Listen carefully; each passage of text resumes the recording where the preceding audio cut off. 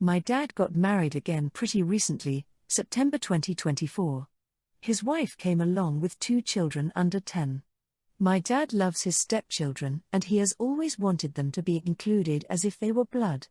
And so when it came to my wedding he was upset to learn his wife and stepchildren were guests who were only invited because of him and would not be given any familial roles in the wedding.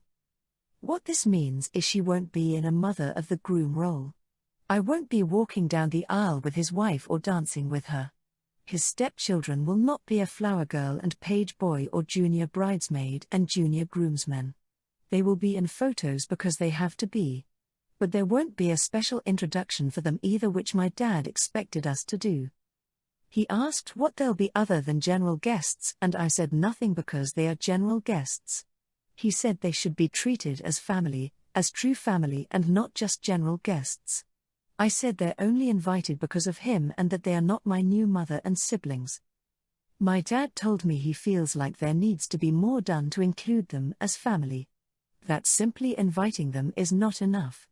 He told me I owe it to him to treat them like they are equal to the family as he is. I asked where was that attitude when he got married. I asked why my fiancée wasn't treated as his family and his daughter. Why was she A+1 to his wedding? He told me it's different and people expect different things out of in-laws than stepfamily. I told him it was crap and people realize that in-laws are not usually the same as your own parents and siblings or children. I said that is the case for stepfamilies too sometimes. That there are occasions where it's all the same but not always, and I pointed out I'm 25 years old and way too old to start treating this new person as a mom and way older than his stepchildren to see them as any more than kids in the wider family but not siblings. He's really fighting me on this. He told me the kids especially deserve to be treated like my little siblings and that I should get to know them before the wedding, so including them will make more sense and to make their days by letting them play a special role in the wedding. I'm staying firm but he's growing more frustrated about it. He told me it would be the right thing to do. I disagree. But, comment 1. I'm guessing that you've never even lived with his wife and stepkids, you haven't grown up together or bonded like that, so why should they be given such important roles in your wedding? It's your day with your wife, enjoy it. NTA. Comment 2. He's being ridiculous if he expects you to form any sort of familial bond with children who are 15 years your junior when you do not live with them. His wife will never act in a parent/child relationship with you, as you are an independent adult and as such is not acting as your stepmother, she is just your father's new wife. NTA. Comment 3. Honestly, as a stepmother myself, I wouldn't hope for anything more than just being invited, accepted and being treated as a human being with no aggression being directed towards me on the day. I would happily stay out of photos etc. I would want to sit with my husband though. That's all. Story 2. If I don't pay for my girlfriend's share of our annual trip because she still hasn't paid her share from the last 2. My GF and I, 40s, have been together quite a while, but we're on different pages financially. I make considerably more than her, but she has a healthy middle-class income, and I'm also much better at managing my money. She has ADHD, medicated, and struggles with impulse spending.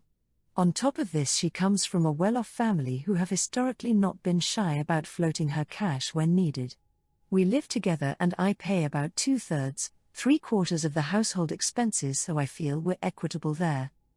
Last year, we did 2 trips and I paid up front for them. We agreed on what her contribution to each was going to be, less than half the cost, and I put the tickets, accoms etc. on my card. She agreed to pay me back when she could. To date, she's made 1 small installment on her share. I haven't hassled her about it because I understand her ADHD makes it hard for her to stick to budgets, and have been mostly content to let her pay it back on her own time, as she had some credit card debt she wanted to pay off. I found out last week she has not moved significantly on the CC debt. I've been getting frustrated because it increasingly falls on me to pay for things that she should be contributing to. For example, she hasn't contributed to a vet bill for our dogs in over 2 years. If I ask, she'll tell me she has no money for it, but seems to have enough money to order takeout for lunch most days. We've talked about her spending in therapy together. Finance is an ongoing subject, and our therapist has said that I'm going to have to draw a line in the sand and just say no at some point if she won't implement her own systems to manage her finances on her own. Last night, we were talking about me taking a flight to go visit my family, parents and sibs.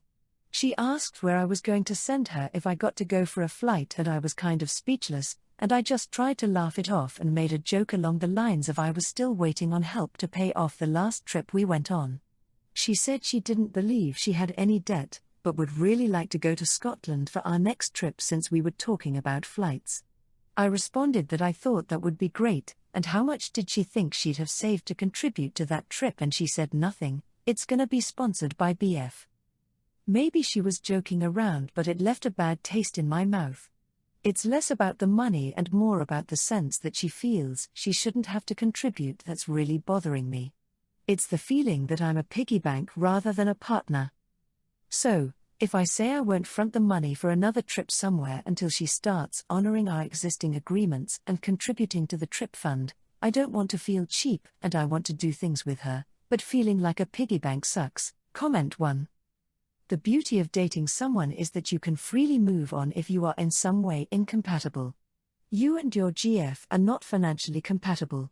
Money is a leading cause of divorce, so get ahead of it now and move on. ADHD is no excuse for what she's pulling. If she can manage the responsibilities of her job well enough to stay employed, she can manage her responsibility to her partner. NTA. Comment 2.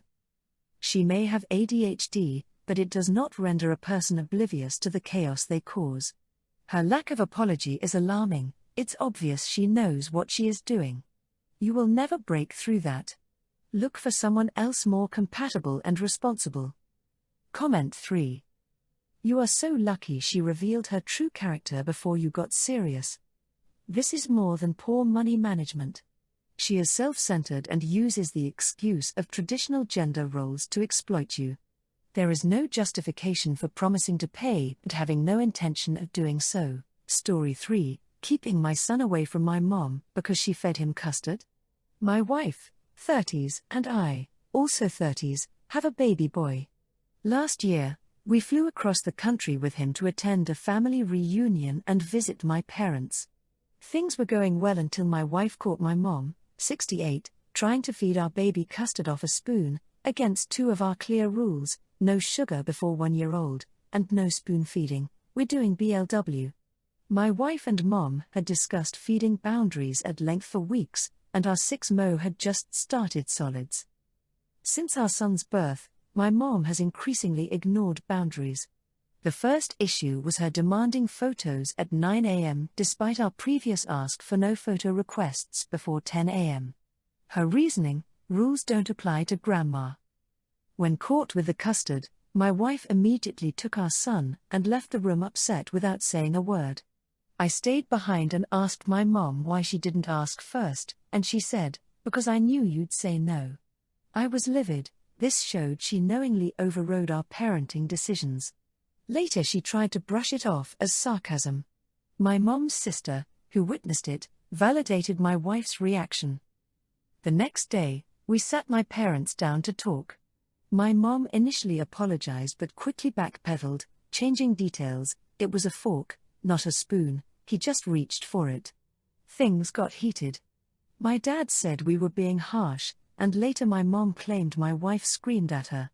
Neither of us remember screaming, but we aren't going to gaslight her. We ended the trip early and pulled back communication. My wife, who had been sending daily photos and videos, stopped completely. I now send occasional ones.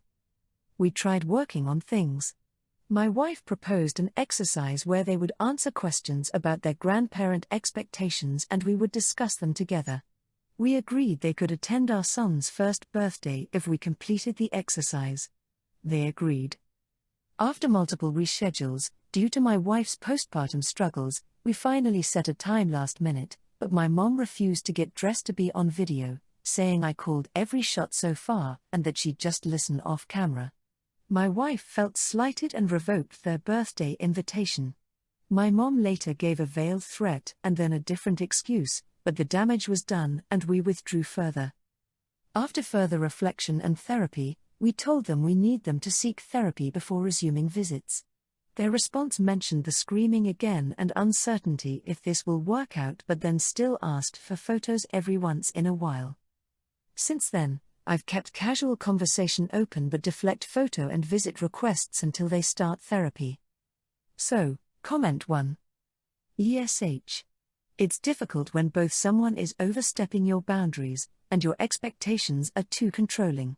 Who cares if she got dressed to be on camera? You rescheduled on her multiple times and she was present on the call. Both sides are making this super difficult. Comment 2. YTA. You sound like insanely hard work. Rules about what time they can ask you for photos?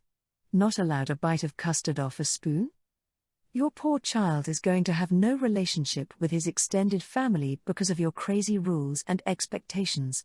Sounds like there's more going on, but you must be delighted you had a baby so you can use him to get people dancing to your tune. Comment 3.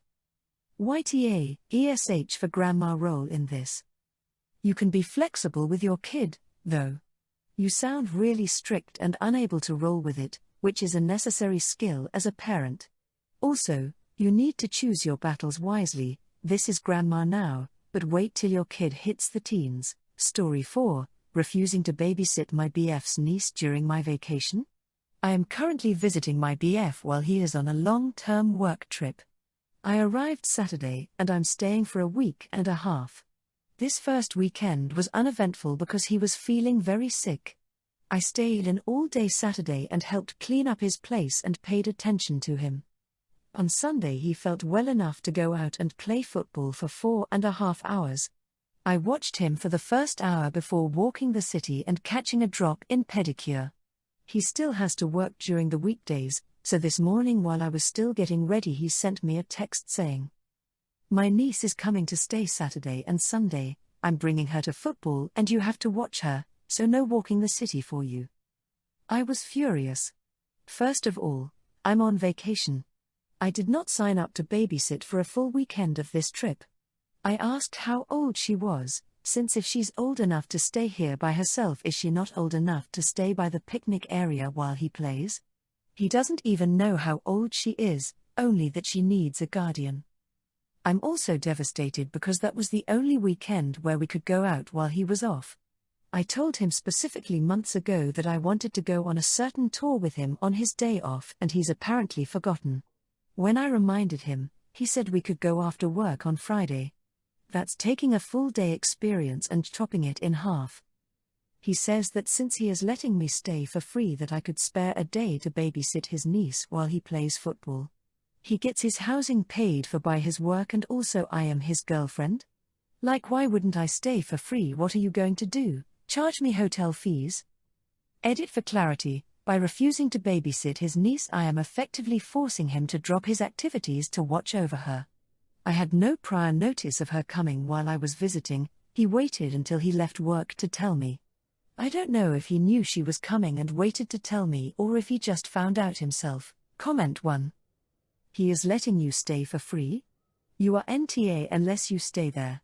It is time to go home. His football choice last weekend was ridiculous enough. This man is going so far out of his way to tell you that he thinks you're human garbage that I'm surprised he hasn't hired a skywriter. Gather up your self-respect and go home. Comment 2.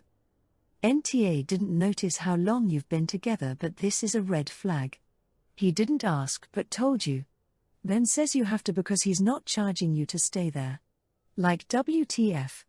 I would book a hotel or head back home.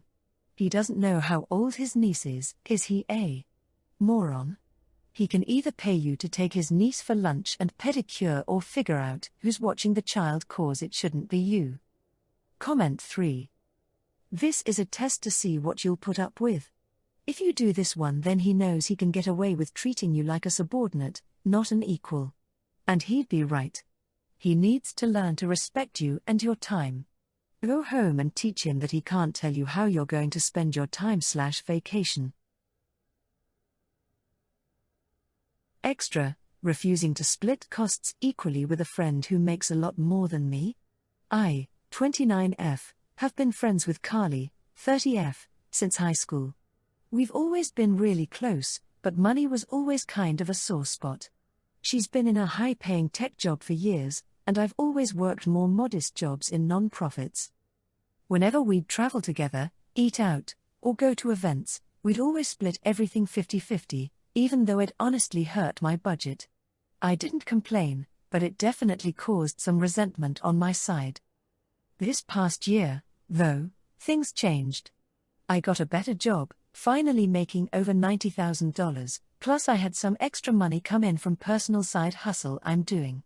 I'm not rich by any means, but I'm way more comfortable now. Here's where I might be the a-hole. Carly recently suggested a girls' trip to Europe.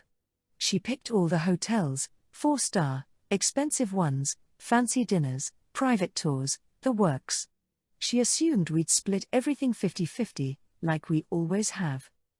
I told her I wasn't comfortable with that this time. I said if we were going to do a big trip, I'd want to do it my way, cheaper hotels, some street food, fewer paid tours. I could afford the fancy version now. But honestly, it feels wasteful to me, and I don't want to get trapped in this lifestyle creep. Carly accused me of pretending to still be poor and trying to cheap out. She said that now that I'm doing better, I should act like it. A few of our mutual friends kind of agree with her. They think I should just live a little and split things like always.